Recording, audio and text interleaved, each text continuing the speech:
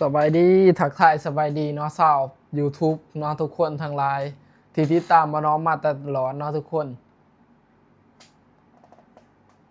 ทักทายสบายดีเนาะทุกคนเหตุเกิดขึ้นบ่คาดคิดมื้อเช้านี้ทุกคนสมัวตายเนาะทุกคนโอ้ยเนาะคันบ่ฮู้เมื่อนี่คือรับเลยแหละทุกคนเพราะว่าห้องมันอัดแห้งทุกคนไผพารับทุกคนมื้อเช้านี่ตกใจเลยเนาะโอ้คิดเห็นหน้าแม่เลยเนาะทุกคน ชั่วโมงหนึ่งเนาะกับบ่มีหน่วยงานใดโทรมานะแบบกูดูแลโรงแรมเนาะขอบ่ออกชื่อโรงแรมเด้อทุกคนไผผารับน่าสิโทรมาเนาะเป็นห้องแอร์นะทุกคนเพราะว่ามันเป็นเวลาตีหนึ่งตีสองเวลานอนเนี่ยนะทุกคนนอนรับกำลังดีทุกคนจนหลาหอดตีสี่ตีห้าไผรับเกือบ2 ชั่วโมงป้าเนาะทุกคนเลยมื้อเช้านี่อยากนอนกับนี่ตายังสั่นอยู่เพราะว่าตื่นมาเปิดไพ่กับจังไรกับบ่ได้หายใจแน่นหน้าอกทุกคนจุกหน้าอกจุกเขาเนาะจุกเขาหน้าอกแห้งก็ได้มันบาหยันไพ่ใหม่ยังนะทุกคนแบบมันคือเป็นแบบนี้ตื่นมาคือบ่เป็นตัวเจ้าของไหมมันแบบมั่วไปเบิดทุกคนเพราะว่ามันหายใจบ่ได้เด่นบ่มีอากาศมันเป็นห้องแอร์เนาะบัดนี้เดี๋ยวออกไประเบียงเนาะไปเปิดระเบียงบัดนี้รถกันยังแดนแต่ตีหนึ่งตีสองเปิดเบิ่งก็เดียวเบิ่งซ้ายเบิ่งขวาเนาะหยานบาไพ่ใหม่นะทุกคนหยานบาไพ่ใหม่แต่มันตัดนะระบบสมิกเตอร์ไพ่มันนะตกใจแห้งเมื่อเสาร์นี่แล้วก็มาเปิดประตูนอนบัดนี้เปิดประตูระเบียงนี่นอนเนาะจนฮอด7 โมงไพ่มาประมาณ6 โมงแหละทุกคนไฟมาเพราะว่าก็มาเปิดนี่ใบตีหนึ่งตีสองตีสามหลังหอนตีสามผมก็เลยขวาโทรศัพท์ไหลมันเหมือนไปเบิดปกติบ่น้อมนี่เปิดไพ่ห้องน้ำเนาะเพราะว่าสิให้มันซองแน่น้อยหนึ่งไพ่ห้องน้ำนะทุกคนแล้วก็มาเลี้ยวสายเลี้ยวขวาตื่นขึ้นหายใจแน่นนะเลี้ยวสายเลี้ยวขวากับห่วยมันคือว่าบ่มีไพ่แอร์ก็เลี้ยวเบิ่งแอร์กับบ่ไหลแอร์กับบ่ไหลแอร์ก็ตัดไปเลยก็เลยคว้าหารีโมทแอร์กับเปิดจังได๋ก็บ่ได้ก็เลยตัดสินใจจับมือถือก่อนทุกคนคว้ามือถือมาก็จื้อเบอร์เขานะมันโทรไหวว่าน้องเคยโทรเนาะมันก็เซฟใบเองมันนะก็เลยโทรไปหาเขาก็ใครแต่เขาหับทุกคนเขาก็บอกว่าพี่ไฟมันดับโอ้เนาะทุกคนเข้ากันนะสิมาขอหองถามมีสติเนาะทุกคนโอ้เนาะรับเด้อเลยเนาะพิตยานดีๆเนาะไพ่รับนี่ห้องห้องอัดนี่เป็นตะหยานเลยทุกคนอีดีเลยมันแบบมันหายใจบ่ได้อีดีทุกคนเมื่อเสาร์นี่คิดเห็นหน้าแม่เลยเนาะอันตรายอีดีเนาะทุกคนเอาไข่แต่หูเมื่อมื้อเสาร์นี่แสบเบิดตานอนบ่หลับตื่นมาแล้วก็นอนบ่หลับบัดนี้เสียงรถบึนบันเด้พอเปิดประตูออกเสียงรถตรงไฟแดงพอดีเลยทุกคนแอร์รับเนาะเนาะอากาศมันก็ต้องอยู่น้ำแอร์เนี่ยเนาะแอร์เข้ามาทุกคนมื้อเสาร์ก็ได้คิดเบิ่งผู้เดียวเนาะแม่งไผรับ2เป็นชั่วโมงนะคิดว่าเขาสิแบบโทรนะทุกคนเขาน่าสิเซฟเบอร์ไว้นะโทรบอกบางคนก็นอนมันได้ห้องนะทุกคนมันรับก็ไม่รับตีหนึ่งโทรไปบอกว่าพี่ไฟมันเป็นไรไฟมันดับพี่1 ชั่วโมงครึ่งนะฮะนอนยังไม่รู้สึกเนี่ยหลับทั่วจังหวัดเขาออกนี้ในจังหวัดนี้หลับโอ้ผมบอกอ๋อพี่เขาก็ปิดไปเนาะตกใจหมดตกใจเนาะอยากโทรถามคิดว่าเขาจะไปรับเพราะว่าเปิดประตูผังนี้ออกไปทุกคนก็มองซ้ายมองขวากลัวเนาะกลัวไฟไหม้ดีนะมีสติทุกคนอันตรายจริงโอ้ประสบการณ์จริงๆทุกคนจะนอนแบบให้มีสติมากขึ้นพอนอนคนมันเหนื่อยเนาะทำงานทุกคนมันก็นอนแบบเพลียไปเนี่ยหลับกำลังดีตี 1ตี 2กำลังดีทุกคนพอไ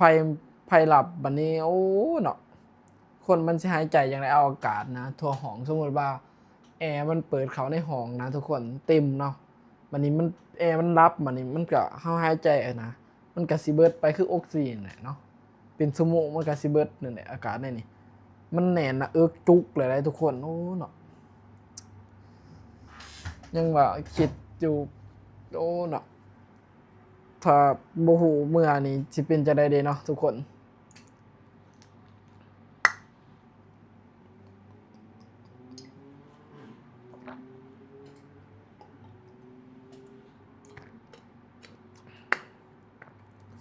เฮ็ดงานผู้เดียวก็ปกติเลยทุกคนสินเคยนะเฮาเคยเห็นหน้าที่ของเฮามันให้ดีนะมันก็ปกติเนาะเฮ็ดงานผู้เดียวแบบเงาจังนึงมวนจังนึงถ้าเฮาบ่คุยหยังกับไผก็คือเงาโลดดีแต่แบบบ่น้องเป็นคนปากคนเบาคุยหลานข้างๆคุยนั่นคุยนี่นำเขาเนาะเฮาก็พอได้คุยกันเวลาไปห้องน้ำก็ให้เขาเบิ่งหาดให้แนวเนี้ยทุกคนก็เบิ่งกันเข้าไปห้องน้ำเฮาเบิ่งเขาก็อยู่ผู้เดียวประมาณนี้นะก็ซอยๆกันไปเนาะเฮากับหารข้างๆก็ค่อยเบาค่อยจานำเขาเนี่ยเนาะทุกคนเฮาก็พอได้สนิทสนมพอได้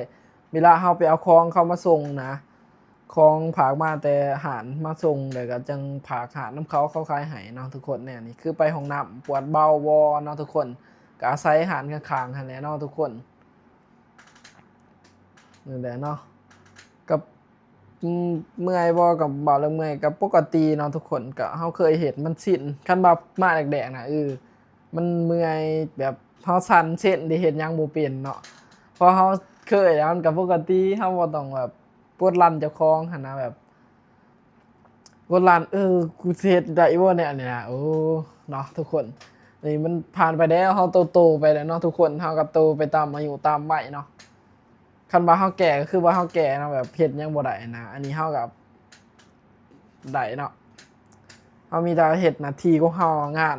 เขาจ้างเฮาหัวหน้าจ้าง400เฮาเฮ็ดเต็มที่สุดความสามารถเนาะเด่นก็คือเด่นกินก็คือกินเนาะทุกคนงานก็คืองานเนาะก็ขอบคุณพี่ต่อเนาะที่ให้โอกาสมาเฮ็ดงานนำไปพ้อกันอยู่บักเซเนาะทุกคนยังมีคลิปหนึ่งอยู่เนาะทุกคนมาเฮ็ดงานอยู่นี่ก็ดีเนาะทุกคนดีทุกอย่างเวลามาต่างจังหวัดเพิ่นพี่ต่อพาไปเด่นนั่นเด่นนี่ทุกคนพาไปถ่ายคลิปบางทีก็ถ่ายคลิปให้เนาะใจดีกับพี่บอมเนาะใจดีแฮงทุกคน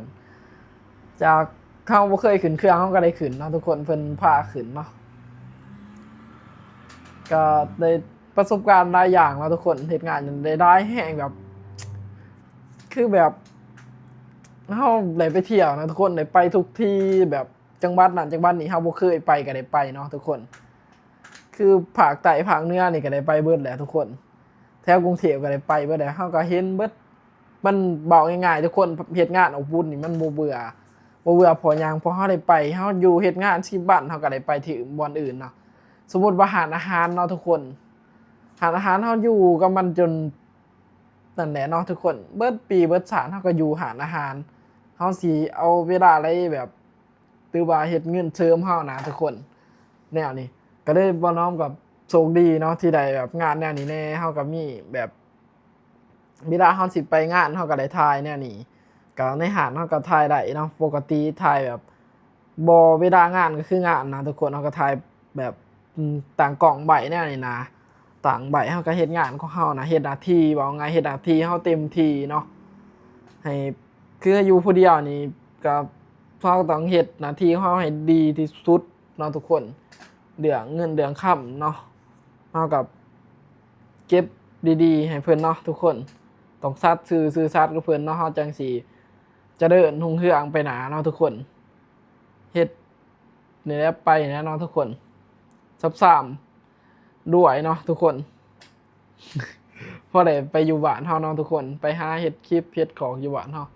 เฮ็ดไปหาประสบการณ์ไปก่อนทุกคนบางทีได้ไปเปิดร้านอยู่บ้านเฮ็ดจั่งใดเนาะทุกคนนี่แหละเนาะบ่มีหยังมากมายคลิปนี้ทุกคนมาเตือนสติเจ้าของเนาะทุกคนมื้อนี้ขอบคุณทุกคนที่เบิ่งคลิปจนจบเด้อเนาะขอบคุณหลายๆเนาะสวัสดีครับฝากติดตามหมอน้อมเด้อทุกคนมีรอยยิ้มขึ้นแน่เลยทุกคนสบายดีเด้อทุกคนบ๊ายบาย